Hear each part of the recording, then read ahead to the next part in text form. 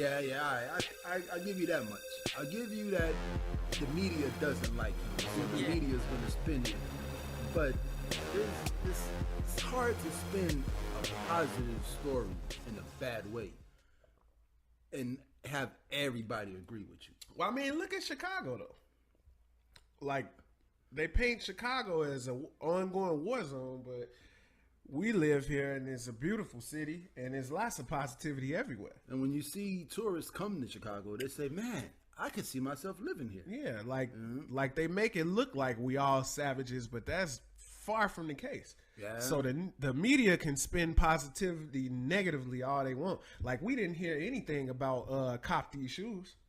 Yeah. We didn't hear nothing about it. Shout out to Vic Mensa, by the way. Vic shouts out Mensa to Vic is Mensa. killing it. Man. King Louis too. What King Louis do? He's a part of the cop these shoes thing. Oh, yeah? Yeah. Oh, man. Yeah. Yeah, man. I heard that. Well, I read the article that you sent me, and it was just like a bunch of athletes and actors and people were just donating hella shoes, and they wanted to remain anonymous. Like, they're doing it. But don't say it was me. Yeah.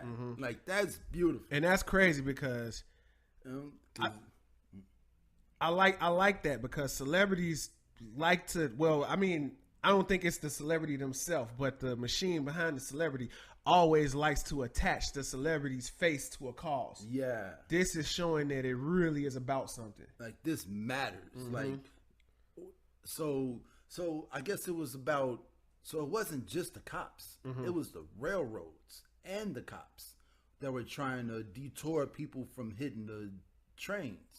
Like it was truly a scandal. This was a real scandal. And the 3 people that got arrested, they let them go. And the railroad companies apologized for arresting them and for setting up the sting in the first place. I mean, so how do you feel about shit like that? Like them sting operations like bait car. Did you see the bait car in Chicago? No, you get in the car, you try to start it, and then it locks up on you. They had a whole show called Bait Car. Yeah, I feel like you shouldn't take things that aren't yours. You know what I'm saying? Period. But when the things are put there, you know, and shiny and sparkly and hey, with a big "come take me" sign. I mean, and then you take it and you get in trouble for it.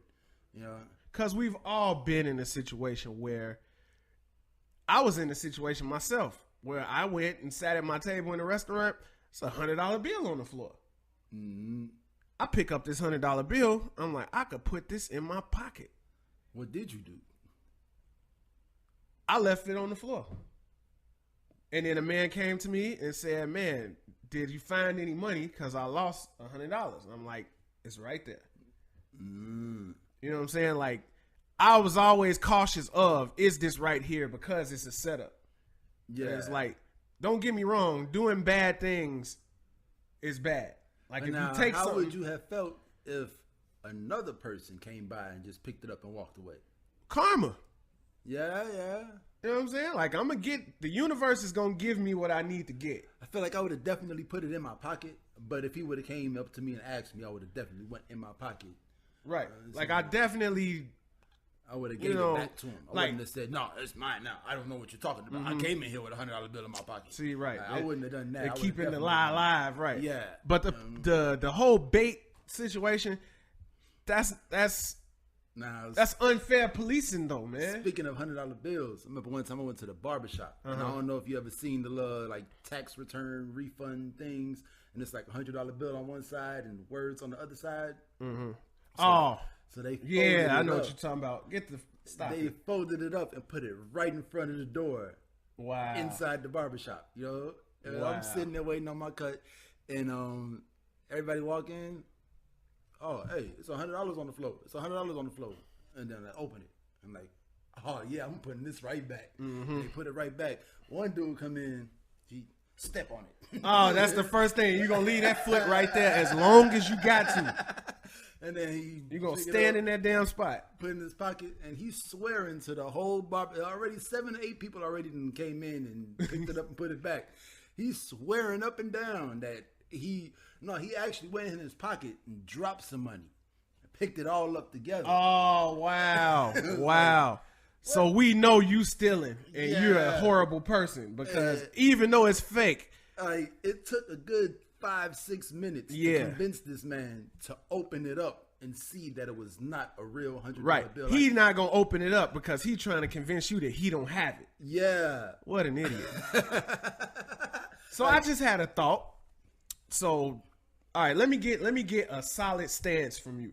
Is it okay for police to use bait tactics in policing? Do you think that's fair? I want to get your answer because I have a very interesting scenario that I want to present. See, I would say no, just because I'm thinking about like murder. You know what I'm saying? I'm thinking like police come drop off a box of guns in the hood and people start dying because they wanted to see if people were going to take the guns. Now, you know why I asked you that question? It makes me think about one show in particular, To Catch a Predator. Well, The ultimate bait tactic. yeah, that is, Like they baiting these perverts in to get perverts off the street. yeah. And there's nothing wrong with that. I mean, I'm saying there's nothing wrong with that. It's Yeah. great that they do To Catch a Predator.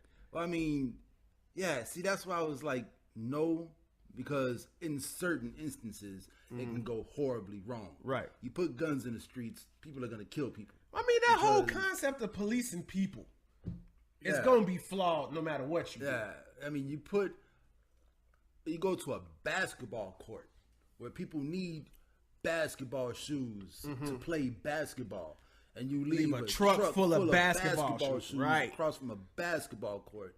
They're gonna take basketball shoes to play basketball. Now, that's just wrong because who are you trying to catch? You know what I'm saying? Yeah, who really plays basketball outside at courts? Right. Teenagers. You know what I'm saying? Young kids who probably don't have a criminal record yet. Yeah.